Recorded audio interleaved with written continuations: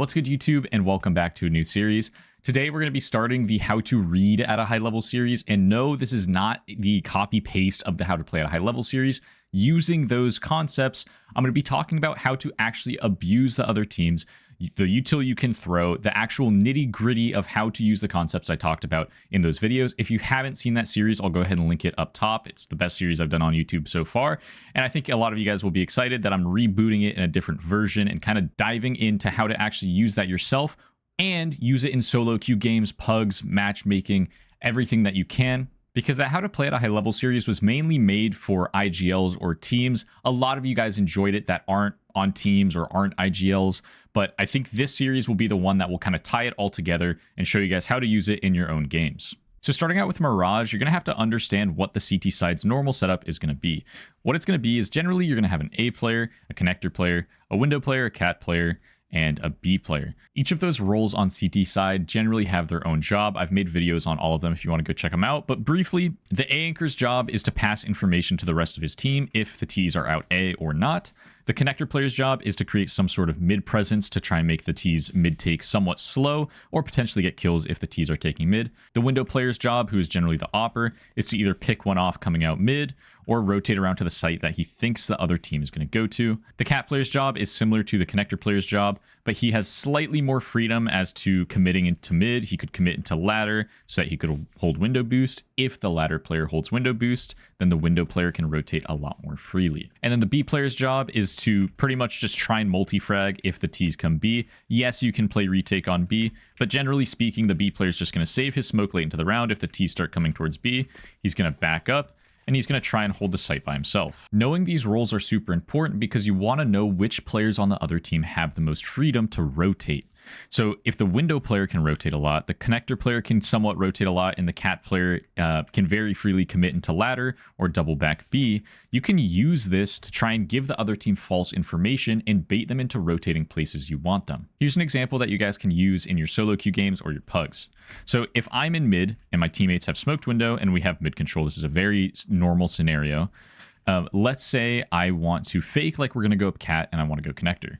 I'm going to throw a smoke just off this wall. The very bottom of it is kind of slanted. So if I throw it from down here, it will bounce and pop like a cat rail smoke. And the cat rail smoke basically allows you to get up cat without being seen from A. On top of this, if I flash my teammate into ladder and maybe flash cat bricks as well, what this will look like is my team is trying to split B. So this will draw either the jungle player or the opper over towards B. They might play 3 towards B, and this will give us space in connector. And now this smoke will actually act as a block from cat, so we can go up connector and we don't have to turn around. If we're to copy and paste this onto a team environment that's more coordinated, we could do everything that I just talked about, but as this is going on, we could also boost a player window. The reason why boosting window is going to be really strong is because if it looks like we're going to go up cat, this player might rotate towards B, and if there's anyone in ladder who's supposed to be holding window boost, he now has to turn around and hold his back ladder. So this gives you a little bit of a gap that you could potentially flank towards B, you could flank towards A. This gives a lot of space for this window boost. Here's an example of me calling something very similar in the major qualifier for the North America RMR. Same thing. Joey and I go fast underpass. Yeah, same exact thing. Same exact thing. Obi and Lexi, you guys are the top mid guys. Just play kind of slow. Start going out mid when we start going up underpass. Yeah, I'll smoke fast window. Obi or Lexi smoke top mid. Molly off, Joey. Yeah, they're probably 3 towards A then. We should just try and cat split again. We need to smoke on cat rail. Joey, boost me window. I flash in the con. I can flash cat brick for you. Actually, Joey, just boost me and then you flash for them. Flash for them soon. One bench. Bench, guys. On the bench. Get right, picking you. Bench dead. Nice. Get right dead. I have CT rotates. I think might have pushed A. One CT. Bench. Hey, bro. Bench? Mid bench. Or A bench.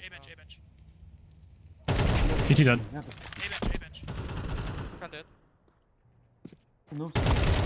CT half HP.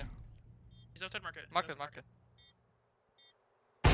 Nice. Speaking of under window, it could be really important sometimes that you have a player in underpass so you can hear the rotates in market. This is extremely important because generally the people who are rotating in this area at least in pugs, will be pretty noisy and will almost give you all the information you need to go to the correct bomb site. Before I get into the rest of the video, I'd like you guys to check out today's sponsor, Skinsmonkey. Have a skin you're getting bored of? Trade it. Want a skin at the lowest price on the market? Buy it. Skinsmonkey is the best automated skin trading site with a large selection of skins to choose from and a 24/7 live chat support. You get a 30% deposit bonus, and using code POLO, you can get an extra 5% on top of that. Meaning if you want a skin worth $135, but you only have 100, you can get that skin on Skinsmonkey right now. And if you don't have anything to trade, they do free giveaways every day, so everyone has something to gain from using Skinsmonkey. Using code POLO, you can also get a $5 bonus on your first trade, so click the link in my description, use code POLO, and make the most of it. Now, something that's also really important when you're playing in even a solo queue game is communicating information the other team has given you. So let's say the A player comes over here, this is fairly standard, and they molly ramp. Let's say the second A player, the connector player, flashes over mid, the window player mollies box, the cat player throws a standard flash off cat, and the B player comes over here and he nades upper B. All of these things are extremely normal on a CT's default, but if you do all of them at the same time in the same round, the T's will have information on where all 5 players on the CT side are playing. When I'm playing matches and the other team tells me where 4 players on the other team is, this is awesome. I have so much freedom in calling here because I know exactly what I need to do to try and force these rotates. Let's take another example that you guys can use in your solo queue games. Let's say you go Palace. You're just sitting Palace the entire round, and the CTs give information that one mollied ramp, one flashed over mid, one's window, one's cat, one's B. Again, this is a super standard round. If my teammates who are in mid start getting contact on the connector player, this, generally speaking, will mean I'm only going to duel one player towards A. There could potentially be an Opera in jungle, but this is pretty easy to spot out by just running across very slowly, not making noise because you're strafing on the angle. Once you get this information, the Opera's not holding you, the con player is fighting mid, you have a 1v1 on A. And as a lurk player, this is kind of what you're trying to get, is you want 1v1s on the site players, because if there's a 1v1 on site, it means there's only one player on site, which means if you kill that player, you have the bomb site. Same thing goes for apartments. This is why picking B with the op is really important and really strong, because if you hear the player running up cat, you hear that there's a guy jump spotting at B, and the CTs again are, one con, one started window, you can go for a B pick on this B player, and the CT's positions now are cat, window, con, A. This is the closest rotate towards B. It's a super long range fight. These fights usually suck, and it pretty much means you have good fights on the only player who could potentially stop you at B.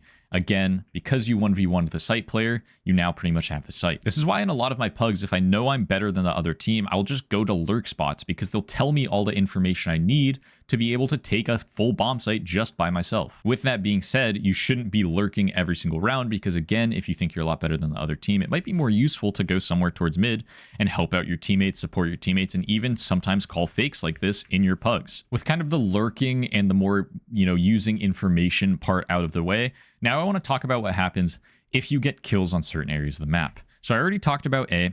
If you kill the A anchor, generally speaking, you have the site if the other team is fighting for mid. If you kill a B anchor, again, generally you have the site. You just have to worry about the cat guy. But let's talk about kills in mid. So if my team's taking mid, we smoke window and top mid. Let's say we kill a player on cat, and we're just sitting like box. Maybe we had a guy cross Delpan or chair, but cat player's dead, con player's alive, window player's alive, and the site anchors are alive. This is a very normal scenario. This is when faking a cat split will be extremely strong, because the Opera cannot afford to not rotate off of a cat rail smoke.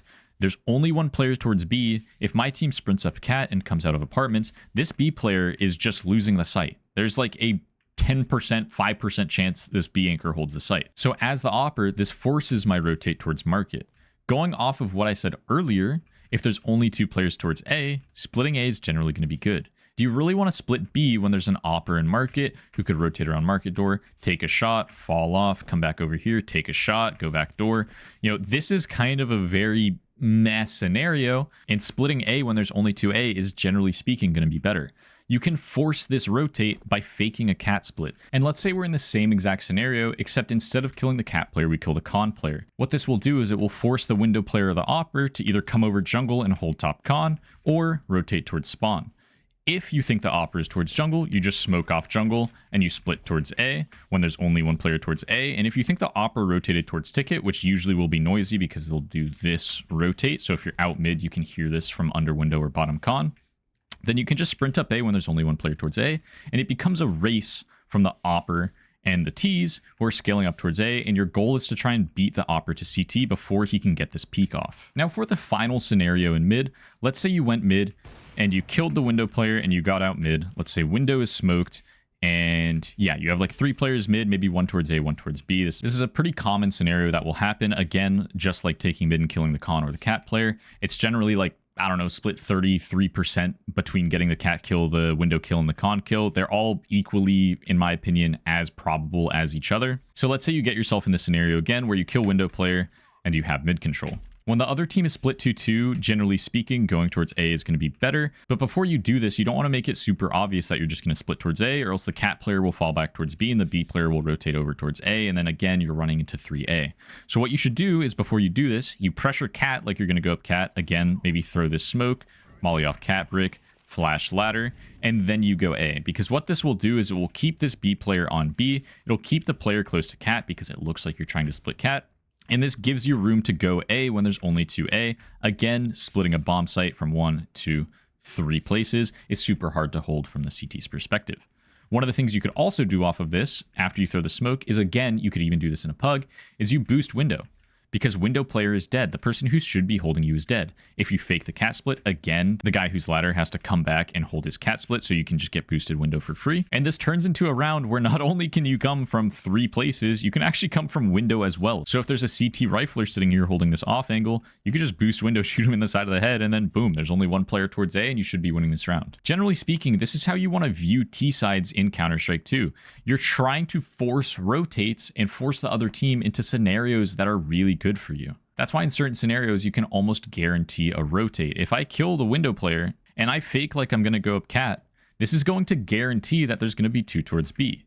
If I kill the connector player and I fake like I'm going to go towards A, that will guarantee that the opera is either jungle or the opera is going to be CT. There's certain things in this game that are 100% and you can force them. That's going to be the goal of this series, is to try and teach you guys how to force things out of the other team that will be beneficial for you and read the map well enough to be able to force those things, to be 1 step ahead of the opponent. But yeah, that's going to wrap up the video. If you guys have any questions at all, go ahead and leave them in the comments. I'll be sure to respond to them. If you guys want to get coaching yourself, I do offer coaching. I'll go ahead and link that down below. It's on my Metafy. And I also stream all my coaching sessions over on my Twitch, which I'll also link down below. I stream 5 days a week. But yeah, thank you guys for watching, and I'll see you in the next one.